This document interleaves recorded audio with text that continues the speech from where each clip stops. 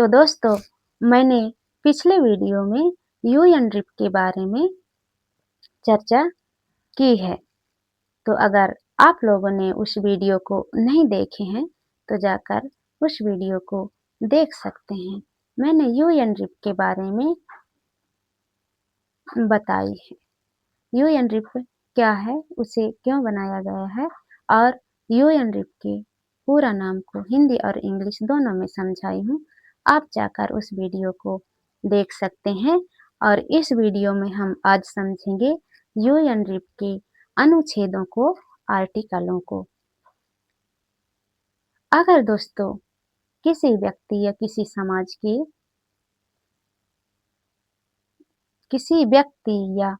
समाज के लोगों का मानव अधिकार और मूल अधिकार छीन लिए जाए तो उन्हें कैसे बचाया जा सकता है, आज हम इस वीडियो में समझेंगे। तो दोस्तों, आज हम इस वीडियो में यूएन रिप के आर्टिकलों, अनुच्छेदों के बारे में जानेंगे और समझेंगे। यूएन रिप में कुल 46 अनुच्छेद हैं, 46 आर्टिकल हैं और उन 46 अनुच्छेदों में से हम 1 से 10 तक के अनुच्छेदों को इस वीडियो में जानेंगे और समझेंगे दोस्तों। तो चलिए हम जान लेते हैं कि अनुच्छेद नंबर 1 में क्या है, क्या कहा गया है। तो यूएन रिप के अनुच्छेद नंबर 1 ये कहता है दोस्तों कि पूरे विश्व भर में रहने वाले जो इंडिजिनस पीपल हैं, आदिवासी लोग हैं, उन्हें सभी मानव अधिकार प्राप्त हैं जो दुनिया के अन्य लोगों को मिला हुआ है, जैसे जीवन जीने का अधिकार, स्वतंत्र रहने का अधिकार, उन्हें कोई किसी प्रकार का शोषण नहीं कर सकते हैं, उन्हें किसी प्रकार का कोई गुलाम नहीं बना सकते और उनके साथ किसी प्रकार का कोई भेदभाव नहीं कर सकते हैं। यानी आदिवासियों को भी सम्मान पूर्वक और स्वतंत्र जीवन जीने का पूरा हक है। ये हमारे आर्टिकल 1 में हमें ये अधिकार दिया गया है दोस्तों। अब चलिए हम समझ लेते हैं कि अनुच्छेद नंबर 2 में क्या है। अनुच्छेद नंबर 2 में ये कहा गया है कि पूरे विश्व भर में रहने वाले जो इंडिजिनस लोग हैं, जो आदिवासी लोग हैं, उनके साथ किसी प्रकार का कोई भेदभाव नहीं होना चाहिए। जैसे उनके जाति के आधार पर, उनकी भाषा के आधार पर, उनकी पहचान के आधार पर, उनके रीति रिवाज और परंपरा के आधार पर कोई किसी प्रकार का भेदभाव नहीं कर सकते हैं। ये हमारे यूएन रिप के अनुच्छेद नंबर 2 में हमें अधिकार मिला है दोस्तों। अब चलिए हम समझ लेते हैं कि अनुच्छेद नंबर 3 में क्या कहा गया है। अनुच्छेद नंबर 3 में सेल्फ डिटर्मिनेशन यानी स्वयं निर्णय लेने का अधिकार है दोस्तों।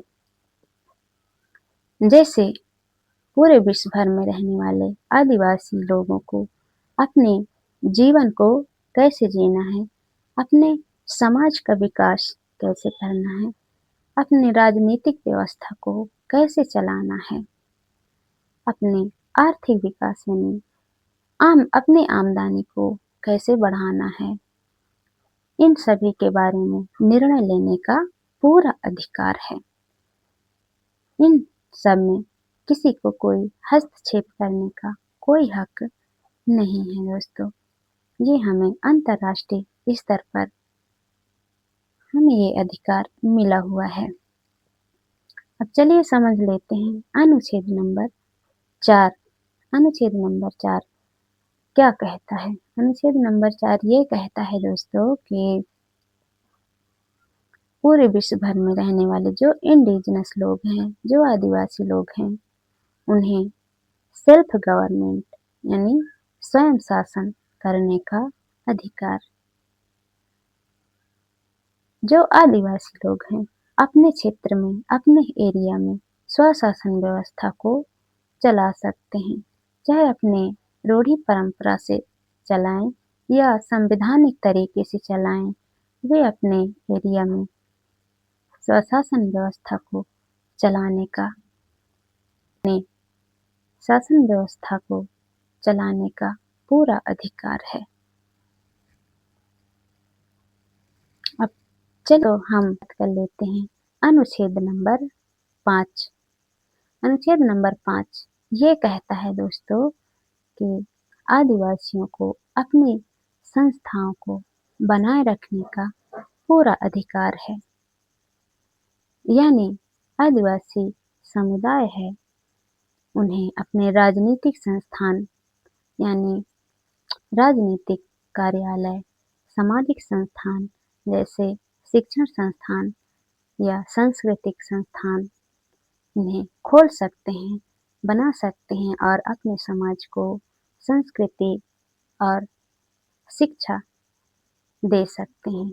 संस्कृति और शिक्षा के बारे में जागरूक कर सकते हैं, ज्ञान दे सकते हैं और उन्हें आर्थिक संस्थान भी बनाना चाहिए।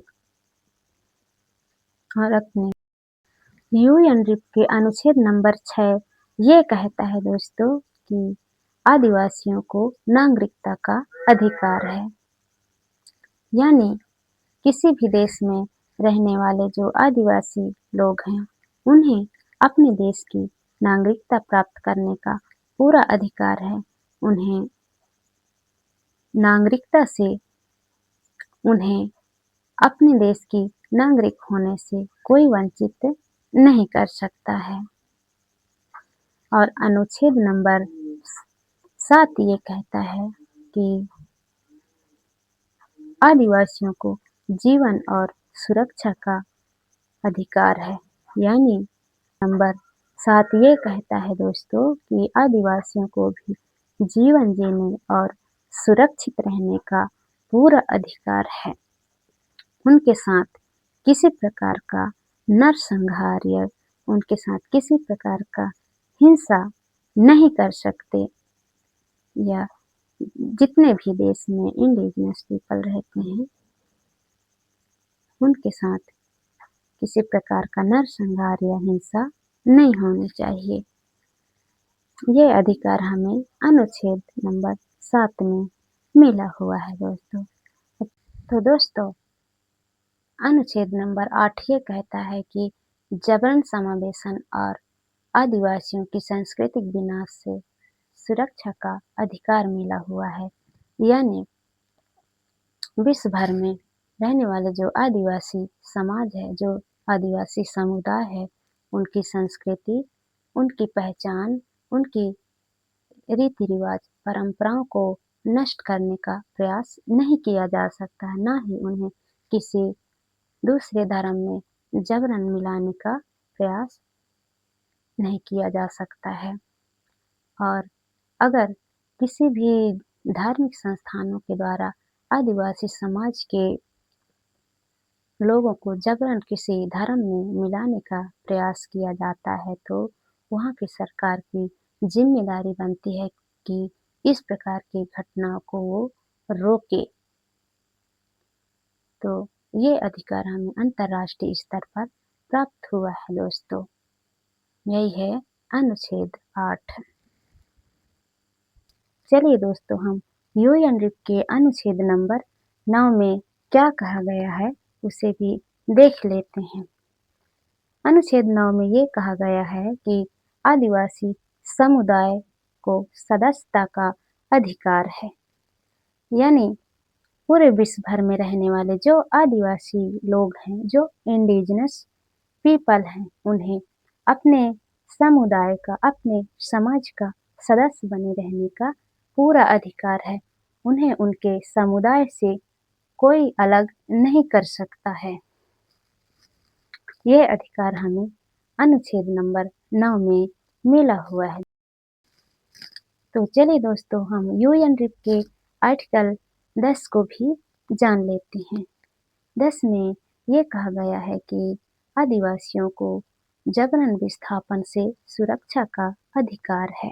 यानी पूरे विश्व भर में रहने वाले जो आदिवासी लोग हैं, जो आदिवासी समाज हैं, उन्हें उनके भूमि से, उनके जमीन से, उनके क्षेत्र से उन्हें जबरन नहीं हटाया जा सकता, जबरन विस्थापित नहीं किया जा सकता है।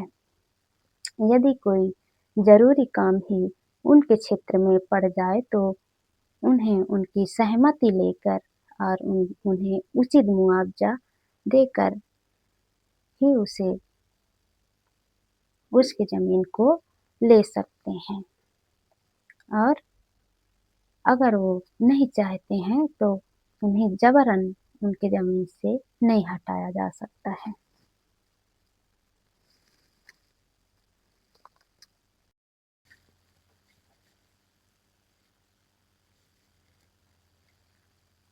अगर दोस्तों आपको ये वीडियो अच्छी लगी हो तो वीडियो को लाइक करें, कमेंट और शेयर करें और चैनल को सब्सक्राइब करना ना भूलिएगा दोस्तों, जिससे इस चैनल पर अपलोड होने वाले वीडियो के नोटिफिकेशन आप तक पहुंच सके। तो चलिए दोस्तों, हम आप लोगों से जल्द मिलते हैं अगले वीडियो में। तब तक के लिए धन्यवाद। जय जोहार, जय आदिवासी।